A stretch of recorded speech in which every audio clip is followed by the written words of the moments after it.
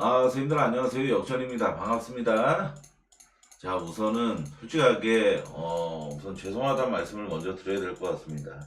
우선 제가 괜히 또 나대가지고 물부 애슬레티코 오바 홈에서 오로바다 진짜 어제까지는 오로바였습니다. 괜히 말씀을 드려가지고 이틀 연속 먹었는데 먹고 솔직하게 이거 우리 제 영상 시청해주시는 감사한 분들께도 좀 이렇게 좀 알려드려야겠다 이 생각을 해서 했는데 딱 하니까 완전 해건도 나왔습니다. 정말 죄송합니다. 그 점은. 그리고 오늘 물브 같은 경우는 딱 한 조합 50% 비율만 갔는데 당연히 저도 애슬레티코 오바를 가서 애슬레티코 오바가 언더가 나면서 50% 비율의 한 조합은 적중을 하지 못했고, 오늘 느바 같은 경우는 주력 부주력 70대 30%로 가가지고 토론토 승 클리퍼스 마인. 클리퍼스 마인을 저는 휴스턴도 이번에 무조건 던질 것이다 예상을 했던 게 적중을 했고, 3등 올랜도 마인도 보스턴이 연장 뛰고 와서 백투백에서 주전 낼 이유 아예 없다, 던질 것이다. 주전 다 뺐죠. 올랜도가 아주 손쉬운 마인. 유타도 연장까지 가면서 해고방은 났고, 골스가 참 진짜 아쉬운 게, 제가 어제 레이커스 마인을 원래 여기서 골스 마인 자리가 레이커스 마인이었는데, 솔직히 기준점만 봤을 땐 레이커스 마인 가는 게 맞았는데 원정 마인이기도 하고, 그리고 직전 경기에서 오클라호마 전과의 2차전에서 돈치치 퇴장라인 31분 뛰었었고, 그죠? 르브론 35분, 오스틴 리브스 38분, 이 휴전 시간이 굉장히 걸렸습니다. 그래서 저는 셋 중에 한 명은 쉬어갈 수도 있겠구나 라는 이 우려심 때문에 골스 마인으로 바꿔서 올킬을 정말 한 끗 차이로 놓치게 되었습니다. 정말 아쉽네요. 오프닝이 너무 길면은 또 싫어하시기 때문에 오늘 영상 끝나고 좀 잡서를 풀도록 하겠습니다. 자, 분석 먼저 시작하도록 하겠습니다. 디트랑 뉴욕 경기인데,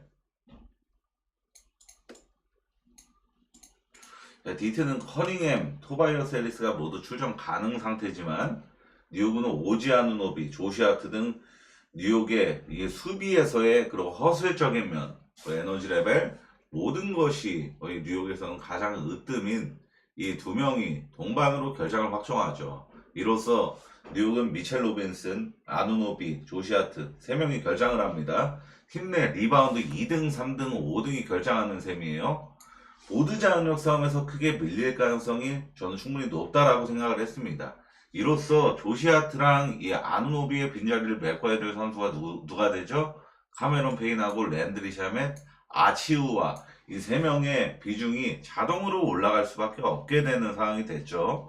그러나 이 카메론 페인하고 랜드리 샤멧 같은 경우는 DT의 이 피지컬한 농구를 감당해낼 수 있는 수준의 우선 체형부터가 디트는 굉장히 피지컬한 팀이거든요. 굉장히 약간 몸싸움도 마다 않고 이런 팀인데, 이거를 저는 절대 감당을 못할 거라는 생각이 좀 강하고, 그러고 뉴욕에서 가장 출전 시간이 긴 1등이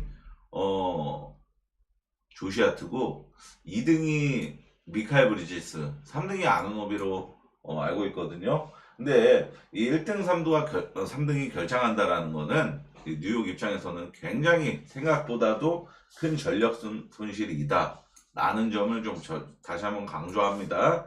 디트 마이메인으로 서브 오바 쪽 볼게요. 오지아누노비랑 누구야 조시아트가 없음으로써 뉴욕의 이 수비가 저는 굉장히 나빠질 거라고 생각을 합니다. 카메론 페인, 랜드리 샤멧 가지고는 절대로 디트의 피지컬한 농구를 수월하게 막을 수 없다라고 봐요. 저는 인디애나랑 클블 경기도 사실상 동기부여가 아예 잃게 되면서 갈란드, 미첼, 모블리, 맥스 스트러스 이렇게 4명이 결장을 확정합니다. 사실상 오늘 여러 경기가 있었습니다. 그리고 체력 안배를 차원으로 주전을 싹 다 결장시키는 팀들이 오늘 상당히 많았어요. 보스턴이 그랬죠. 보스턴이 주전 싹 다 결장시키면서 미친 해방도가 났어요. 올랜도랑 보스턴은 이건 이렇게 생각해야 됩니다.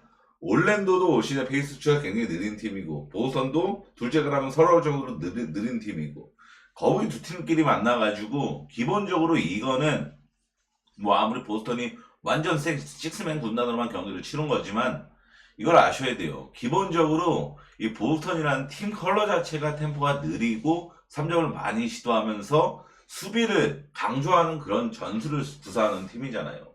근데 얘네가 주전들 다 빠졌다고 해서 이 전술이 완벽하게 막 갑자기 뭐 시카고랑 멤피스처럼 미치듯이 달리면서 양농가는 그런 팀으로 변모하지는 않습니다. 그래서 해건도가 낫다라고 저는 생각을 하고 토론토랑 샬럿 경기는 샬럿이 오늘 백투백 두 번째 경기라서 그런지 주전 다 뺐죠. 그냥 토론토가 압도적인 대승과 더불어서 대량 득점을 해내면서 혼자서 오바를 내게 만들었죠. 오바 나왔습니다. 피닉스랑 오클라호마 오늘 주전 다 결장시켰습니다. 가뿐히 오바 떴죠. 페이스 101.5가 찍혀서 이 경기에서 101.5면은 피닉스 경기 중 굉장히 빠른 편입니다. 피닉스는 템포가 느린 팀에 속하는 편이에요. 근데 101.5면은 피닉스 경기 치고는 굉장히 빨랐다. 클리퍼스랑 휴스턴 경기도 오늘 휴스턴이 주전 대거 결장시켰죠. 그래서 제가 이걸 예상하고 클리퍼스 마이너 오늘 주력 조합으로 이렇게 갔던 겁니다. 251점 났습니다. 기준점이 210대까지 떨어졌던 경기였어요. 218.5, 216.5 이 정도 수준까지 떨어진 경기였는데 251점 났습니다. 즉 뭐다? 이렇게 주전들을 체력 안배 차원으로 결장시키는 팀들의 경기는 대부분이 오바 경기가 떴다. 그것도 아주 수월한 오바가. 이 점에 저는 집중을 했습니다.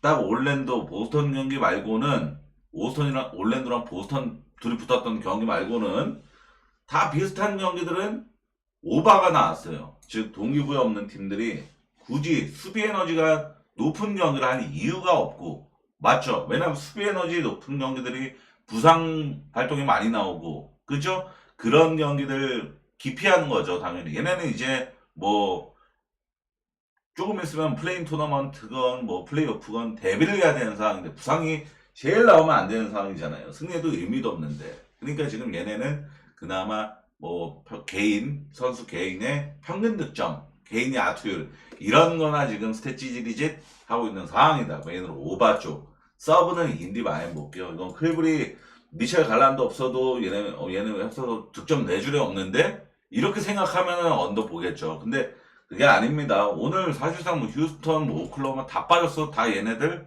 오바 났어요. 그걸 아셔야 됩니다. 클빌도 이 식스맨들 나쁜 팀 절대 아니고 좋은 팀이고 클빌 역시도 저는 득점 잘해줄 가능성이 높다라고 봐요. 인디애나도 지금 수비 빡빡하게 할 이유도 없고 잇몸 상태 클빌 상대로 이거는 결론적으로 제가 분석을 제일 길게 한 경기거든요. 이거는 그냥 얘기 안 하고 그냥 읽으시면 될 것 같으면 지금 열심히 준비를 했는데 결론적으로 패스를 하게 됐어요. 왜냐면 애틀란타가 지금 마인 본능이 너무 없다라고 봐서 대승을 하는 빈도도 너무 적고 그러고 대승을 할 거는 그러고 이것도 제가 우선 예측을 한 겁니다.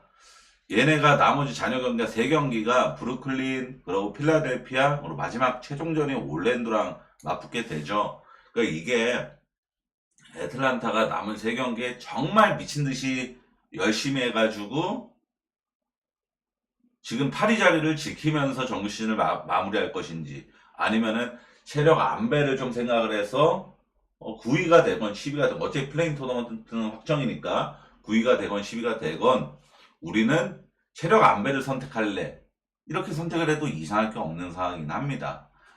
근데 제가 만약에 애틀란타 감독이라면은 마이애미를 좀 더 기피할 것 같아요. 마이애미를. 왜냐하면은 올랜도보다 마이애미가 플레이오프 경험도 훨씬 빅 경기에서 경험도 월등히 많고 그리고 스펠스트라 감독이 아시다시피 이런 단기전에서 정말 강한 감독이잖아요. 그래서 마이애미를 피할 것 같아서 저는 빡겜할 거라고 보고 원래 애틀마인을 볼라 그랬었습니다. 13.5면은 너무 부담스러워요. 너무 부담스럽습니다. 왜 브루클린 얘네도 졸업시킬 애들 다 졸업시키고 완전 루키 군단인 건 맞는데 애틀란타가 지금 대승을 너무 못해주는 흐름이기도 하고 그리고 애틀란타는 기본적으로 수비가 안 되는 팀이기 때문에 루키 군단한테도 실점을 때려 맞을 가능성이 좀 있고 이런 거를 감안해서 저는 패스 쪽으로 선택을 했습니다. 미러키 형은 굉장히 짧죠. 미러키는 우선 홈에서 이 뼈만 남은 뉴올리언즈 상대로 쿤보 프로밥을 주는 상태잖아요. 프로밥을 출전 가능하다. 그러면은 무조건 이 경기는 뉴올리언즈 상대로 방심 안 하고 무조건 잡고 가겠다라는 마인드거든요. 솔직히 지금 뉴올리언즈 라인업이면은 지나가는 개한테 물어봐도 쿤보 없어도 뉴올리언즈는 이겨요. 맞잖아요. 솔직히 쿤보 없어도 이 라인업의 뉴올리언즈는 일반승은 무조건 해줄 가능성이 높단 말이죠. 쿤보 프로 밥을 떠 있죠. 그러면은 미러키가 절대 방심 안 하고 이 경기는 잡고 가겠다 이런 마인드잖아요. 누가 받아 누가 보더라도 그럼 미러키 많이 보는 게 무조건 맞습니다. 쿤보가 프로 바블이기 때문에 이게 만약에 잡으놨더만 아웃 떠 있다. 그럼 뒤통수 후려 맞는 건데 그래도 많이 가능성이 없지는 않습니다. 쿤보가 결정을 하더라도 뉴올리언즈 지금 라인업이 너무나도 형편이 없기 때문에 그러니까 미러키가 홈에서만큼은 원정률 상대로 가장 핸디캡 패배 빈도가 높은 원정뉴올리언즈 상대로는 미러키가 핸디승 그러니까 마인 해줄 가능성이 높다라고 보고서 이건 지금 쿤보 프로 바블이겠다. 그냥 다른 생각 각도기 재고 이럴 것도 없이 그냥 미러키 마인은 그냥 보는 게 맞는 경기라고 생각을 했습니다. 멤피스랑 미네소타 경기도 이게 분석력은 굉장히 짧지만 접근성은 충분히 있는 경기예요. 언더 쪽으로만 접근하겠습니다. 왜냐하면은 양팀 모두 최근 3경기 연속 지금 언더 찍고 있습니다. 공통적으로 최근에 왜 얘네가 지금 3경기 연속 언더를 같이 찍고 있느냐 아시다시피 지금 엄청난 동기부여 정말 끈끈한 동기부여 미친듯이 수비 에너지를 끌어올리지 않고서는 경기를 안을 수가 없는 상황이라는 거죠. 왜냐 플레잉 토너먼트로 날아가느냐 아니면은 플레이오프 직행 열차를 타느냐 이런 오늘 골스가 샌안토니오한테 그 해리스 만즈 버저비터 때려 맞고 졌기 때문에 어찌 보면 얘네 둘한테는 찬스가 온 거예요. 정말로. 야 우리 경쟁자 중에 한 명이 샌안토니오 탱킹팀한테 졌네. 야 우리 이거 반드시 이겨야 되는데 이런 마인드가 더 곤두세워질 그런 상황이 됐단 말이죠. 양팀 모두 미친 동기고요. 사실상 플레이오프 경기라고 생각을 해야 된다. 생각을 했고 엄청난 수비 에너지 보여주고 있는 양팀의 상황. 둘 다 공격 흐름도 결코 좋지도 못함. 자 미네소타 직전 경기 3쿼터 끝났던 시점 16점 차인가 17점 차인가 이기고 있어가지고 미네소타 4.5 마인쯤은 야 이건 푸근이고 골스 마인이나 더 시원하게 벌려라 이런 생각하고 경기 보고 있었습니다. 근데 4쿼터에 13대 40 떴어요. 13대 40 27점 차로 진 겁니다. 4쿼터에만 12분 동안 27점 차 WNBA 팀 데리고 와도 이 정도로 밟히지는 않을걸요. 그 정도로 재미나게 비유한 겁니다. 오바스럽게. 그래서 27점 차로 때려 맞으면서 이 정말 터무니없는 역사적인 대역전패를 당했던 미네소타가 스노우볼링 굴러가서 저는 굉장히 나쁜 흐름을 탈 가능성도 존재한다고 봐요. 미네소타가. 미네소타가 갑자기 이번 경기에 미친 야투 폭발 이럴 가능성보다는 직전 경기 이런 터무니없는 이 간절한 상황에서 이 정말 중요한 경기에서 이런 정말 말 같지도 않은 이런 대역전패를 당했던 미네소타가 이번 경기 멤피스한테도 잘할 것 같지는 않습니다. 그냥 평범 혹은 평범 이하 이 정도 수준 할 것 같아요. 그리고 아시다시피 이런 동기부여가 끈적한 매치일수록 아이솔레이션이 많이 나오죠. 그럼 아이솔레이션에서 제일 중요한 건 뭐다? 골 밑에서 버티고 있는 빅맨이 얼마나 존재감이 뛰어난 존재인지 그래갖고 이제 돌격하는 이 공격수가 얼마나 부담을 느끼고 그게 있는 거죠. 사실상 이거 보세요. 카렌서니 타운스가 골 밑에 이렇게 지키고 정말 중요한 상황. 클러치 막 16초 남고 2점 차로 지고 있어. 2점 무조건 넣어야 돼. 최소 연장 가려면은. 이런 상황에서 여기서 만약에 릴라드라고 가정할게요. 릴라드가 여기서 드리블 치고 들어와서 러닝 레이업을 올라가든지 아니면 여기서 스텝백 미들렌지로 올라가든지 이런 상황을 딱 생각해 봤을 때 카렌서니 타운스면은 경우의 수가 굉장히 많죠. 왜냐하면 골 밑에서 아주 허술한 디펜더니까 카렌서니 타운스는 여기서 만약에 가서 시선 몰이한 다음에 패스 줘도 되는 거고 아니면 여기서 러닝 레이업 가도 되는 거고 경우의 수는 굉장히 많지만 고베어나 예를 들어 자렌 잭슨 주니어 같은 약간 디포이 이런 급 디펜더들 상대로는 당연히 미들렌지 쪽으로 확률이 올라갑니다. 거리도 멀어지고 미들렌지가. 그럼 야투를도 당연히 내려갈 수밖에 없는 거예요. 그런 거를 생각해 보면은 이런 좀 종합적인 것까지 생각을 해 보면은 이 경기는 언더가고 보는 게 무조건 맞다. 1.25, 30 넘어가면은 생각을 했던 경기입니다. 자, 오늘 분석 여기까지입니다. 자, 우선 제가 최근에 야구가 솔직하게 좀 영상을 제작을 안 하니까 그래서 그런지 분석을 좀 디테일하게 좀 안 해서 그런지 좀 어렵게 느껴집니다. 사실 저는 막 잘하는 척 하고 싶은 마음도 없고, 솔직하게 말씀드리면은 야구를 좀 더 잘하는 모습을 보여드리고 싶은데 그게 좀 제가 생각하는 대로 그게 안 되고 있는 게 사실인 것 같아요. 그래서 좀 야구 이제 NBA 시즌이 진짜 곧 끝나잖아요. 야구 영상을 조회수가 NBA 영상보다 거의 한 2배 가까이 안 나올 것 같거든요. 저번에 한번 올려보니까 2배 가까이 안 올 것 안 나올 것 같은데, 그래도 야구 영상 정말 좀 치밀하게 성심성의껏 제작을 해서 성적 한번 잘 내보는 그런 모습 한번 보여드리겠습니다. 시원히 정말 감사합니다. 저 어제 술을 정말 많이 먹어가지고 컨디션이 정말 안 좋네요, 오늘은. 감사합니다.